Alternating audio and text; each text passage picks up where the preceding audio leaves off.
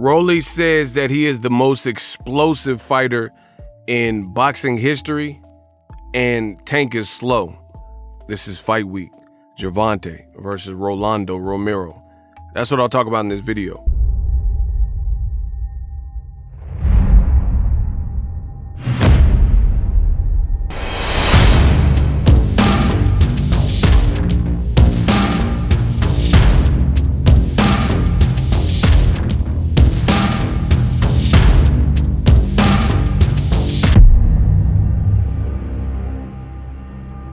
This man had a fight last night. Tank hit me with an explosive punch. It's crazy.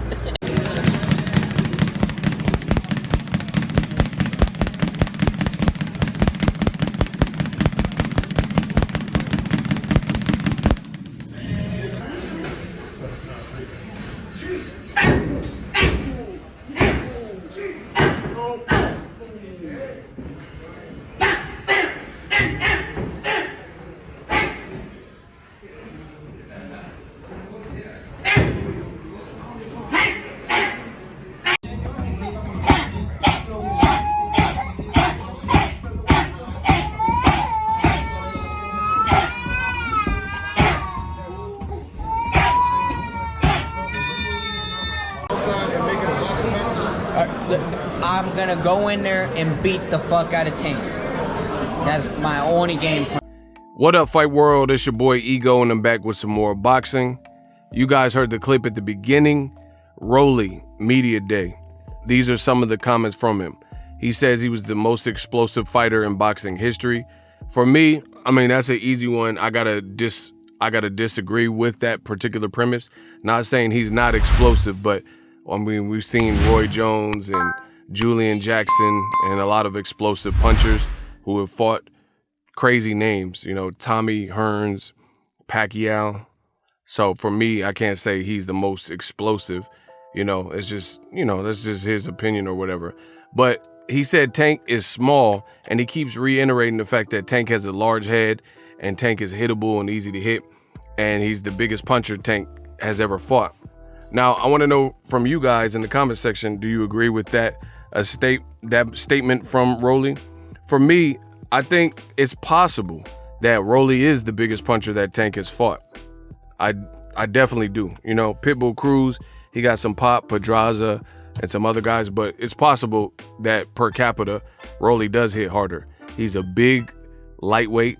I could clearly see him moving up in points of his career or in the future of his career. So that statement might be true, but you got to also be able to hit the target. So I'm looking forward to it. You know, I don't know exactly how the fight will play out. ROLY's a rough customer. He's tough. He's bigger than Tank, and he sounds full of confidence. My only thing I would say with ROLY's confidence is I'm curious if he really believes the stuff he's saying, like Tank is slow and Tank has no power and Tank is hittable, and, you know, just all the things he said, because it's going to be interesting on Saturday night to see how it all plays out. You know, if he does what he's saying, then, you know, he's going to be looked at as the man. But if he can't produce what he's saying, then that's going to be a reality check, I guess, like in the comment section, because he's definitely done his part as the B-side and the villain and the charismatic showman. I haven't really heard Gervonta Davis outside of press conferences too much talk about ROLY, but ROLY has had a lot to say. He said he's going to knock out Tank in the first round. That being said, I am also curious if ROLY does believe what he's saying, like in the pit of his heart and stomach, how he's going to go about producing that. And it makes me worry when fighters are a little bit, to me, it doesn't sound realistic what they're saying. And that makes me worry a bit, because I get it. Fighters by nature are defiant, and you can't tell them nothing. You got to more or less show them. So again, ROLY's going to have to show us what he's talking about. But from my perspective, I have my own opinions, and I don't agree with some of the things he's saying about Tank being slow and, you know, super easy to hit, and Tank has no power. ROLY also said he's going to get a first round knockout. So again, if this Mystic Mac prediction turns out to be true, then he'll look like a genius. But that being said, it worries me when, from my perspective, I don't really see a first round knockout by ROLY, right?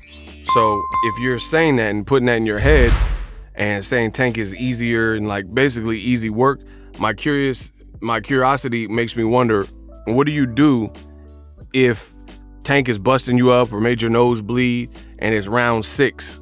That's the thing that's really concerning. You know, when fighters say stuff is then now if you built it up in your head that you were going to do this and that with the person based on whatever, maybe something you've seen in the Mayweather gym when Tank was sparring or his past fights or whatever. And to me, Tank is an elite fighter. So if things aren't going according to plan, what do you do and what kind of adjustments can you make thereafter? So that's the question ROLY's going to have to answer on Saturday night. I know both Tank and ROLY, so best of luck. May the best man win. I'm just going to watch it as an interested spectator to see how it all plays out. Both guys got power. I think hopefully people are respecting that. It's boxing. Anything can happen. Canelo Alvarez was supposed to be the face of boxing, and Canelo Alvarez got beat bad by a guy a lot of people didn't know who he was, in Dmitry Bivol. And I'm not comparing ROLY to Dmitry Bivol, but we do know in boxing, if a guy has anything, if he has severe power and confidence, you know, those ingredients have produced enough to win.